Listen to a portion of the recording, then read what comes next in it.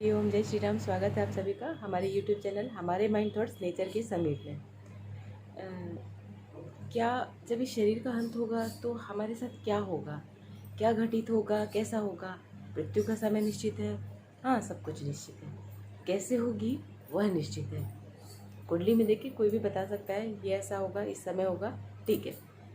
परंतु उस समय हमारी मनः स्थिति क्या होगी यह निश्चित नहीं है। यह हमें निश्चित करना होता है। हम law of Karma, law of balance, law of attraction को समझते हुए उनको अच्छे से अपने लाइफ में मिलाकर अपने उसको अच्छी तरह आगे बढ़ते रहेंगे तो हम इसको बड़ी आसानी से आगे ले भी जा सकते हैं और हम अपने जीवन को भी बहुत अच्छा बना सकते हैं। क्यों? क्योंकि जो हम कार्य करते हैं, मतलब लॉ ऑफ कर्मा, जो हमें कर्म करने का सिद्धांत मिला है, कर्म मिले हैं, अर्थात जो हमें रिश्ते मिले हैं, जो हमें प्राथमिकताएं मिली है, जो हमें समय मिला है, जो हमें चीज़ें मिली, जो सब कुछ मिला है, हम उनको कैसे कर्म के कैसे हम उसको फॉलो, कैसे हम आगे बढ़ाते हैं, बैलेंस करते हैं, कैसे लॉ ऑफ अट्रैक्शन। क्योंकि प्रकृति, ब्रह्मांड, हमने पहले भी लॉ ऑफ अट्रैक्शन के बारे में बताया। आप कुछ मांगिए, मांग के ब्रह्मांड के ऊपर छोड़ दीजिए, वो आपको दे देंगे। कुछ भी मांगे, किस रूप में आपने कैसा मांगा है, किस रूप में वो आपको मिलने वाला है वो नहीं पता है। आपने मांगा है वो आपको मिलेगा, और वो जो मिलेगा वो आपको एक्सेप्ट करना पड़ेगा, बिकॉज कि आपने मांगा है तो आपको मिलेगा ही। तो अब आप देखिए law of Karma, law of attraction, law of balance के सिद्धांत।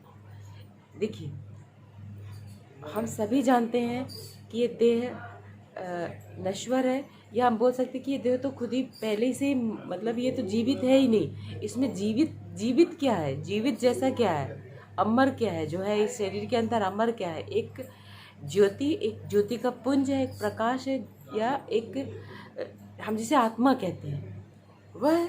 हम श्वास ले रहे हैं, अभी श्वास ले रहे हैं, एक श्वास हमने ली, दूसरी भरोसा ही नहीं है। क्या हम इस चीज़ का भरोसा कर सकते हैं? हमें तो किसी भी, हम मतलब मनुष्य किस बात का घमंड करता है? उसे मैंने इतना पैसा दिया, उसने, मैंने उसकी ये हेल्प कर दी, मैंने उसको ये दे दिया, ये हेल्प करी, पता है उसके लिए मैंने इतना किया, उसने मेरे लिए किया नहीं। मैंने अपने भाई के लिए, मैंने अपने पिता के लिए, मैंने अपने पड़ोसी के लिए, मैंने अपने इसके लिए। मनुष्य कहते हैं ना, हमने तो इतना किया। क्यों किया? लॉ ऑफ कर्मा के कारण किया। आपका उनके ऊपर ऋण था, कर्म का ऋण था, जो भी किया उसका ऋण था, आपने उसके वजह से किया। यदि आप सशक्त होते तो आप अपनी एक सांस के मालिक होते। आप अपनी एक श्वास के भी मालिक नहीं हैं। है क्या? आपकी मर्जी से आपकी श्वास आ जाएगी? नहीं आ सकती। नहीं है आप मालिक। फिर क्या करें? हम अपने मन की स्थिति को कैसे बनाएं? मृत्यु का समय निश्चित है, मगर मृत्यु किस अवस्था में होगी, मतलब उसमें मन की क्या अवस्था होगी वह निश्चित नहीं है, वो हमें निश्चित करना है। तो हमें अपने लॉ ऑफ कर्मा को क्लियर करते चलना है। कोई न्यू कार्मिक अकाउंट नहीं बनाने हैं, और इतना खुश रहना है, चाहे कोई भी परिस्थिति हो उसमें इतने खुश रहना है कि जब मृत्यु का समय आए तो कुछ भी परिस्थिति आए, कितना भी दर्द हो शरीर में, कितना भी कुछ होगा, परंतु जो मन की स्थिति वो प्रसन्न चित्त होगी, जिससे हम अगले जन्म में प्रसन्न चित्त जाएंगे और वहाँ से हम प्रसन्न चित्त ही लौटेंगे। कई बार कुंडलियों में देखा जाता है अंगारक योग है। क्यों? बदला लेना है, मंगल राहु का योग है, अंगारक योग है।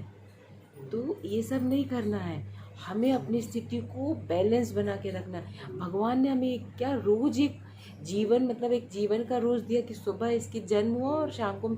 आप ऐसा सोच के देखिए, अपने जीवन को इस तरह सोच के देखिए, जब संध्या हुई, शाम को आप बिस्तर पर सोने गए, जब आप सो जाते हैं हम, तो हमारी अवस्था मृतप्राय नहीं हो जाती क्या? लगभग लगभग वैसी अवस्था हो जाती है। यदि हमारी नींद सुखपूर्ण है, यदि हम सुखी सो रहे हैं, यदि हमें उल्टे सीधे स्वप्न नहीं आते हैं, यदि हमारे विचारों में कुछ खराब नहीं होता है, यदि हमारी निद्रा बहुत अच्छी होती है और हम बड़ा अच्छा सुकून भरा सुबह उठते हैं, और सुबह उठते से हमारी जो एकदम फर्स्ट थॉट्स आता है, फर्स्ट थॉट जो रहता है बहुत अच्छा आता है, जो विचार रहता है, हम प्रकृति के समीप होते हैं, तो समझ लीजिए यही आपकी मृत्यु की अवस्था होने वाली है। और इतनी ही शांत, इतनी ही निर्मल, इतनी ही प्रसन्नचित्त अवस्था आपकी होने वाली है। इसलिए हमेशा जाते प्रतिदिन अपनी प्रैक्टिस करिए कि आज हमारा दिन पूरा हुआ, धन्यवाद प्रभु, बहुत सुंदर दिन दिया, बहुत खुशी भरा दिन दिया, बहुत अच्छा दिन था हमारा। कोई भी तकलीफ थी, किसको थी? आपको नहीं, शरीर को थी। इस बात को समझने का प्रयत्न कीजिए, इस बात की प्रैक्टिस कीजिए, तो मृत्यु एकदम, कितने लोगों को आपने देखा, मतलब सुना होगा उनके बारे में, श्री रामकृष्ण परमहंस और उनके, कि इनकी मृत्यु कैसी हुई थी, वो कितने प्रसन्नचित अवस्था में थे, शरीर को कितना कष्ट था। यदि कैंसर में कितना तकलीफ होता है लोगों को, लोग चीखते हैं, चिल्लाते, तकलीफ होता है उन्हें, लेकिन यदि मन की अवस्था खुश है तो शरीर को कुछ होने दो। बॉडी पेन से हमें फिर फर्क नहीं लगेगा। प्रैक्टिस करके आप देखिए, प्रतिदिन इस तरह की प्रैक्टिस रात में करते हुए सोइए और सुबह उठ के पहले प्रैक्टिस करिए। देखिएगा कि आप किस तरह धीरे धीरे धीरे धीरे आपके मन की अवस्था खुश होती जाती है।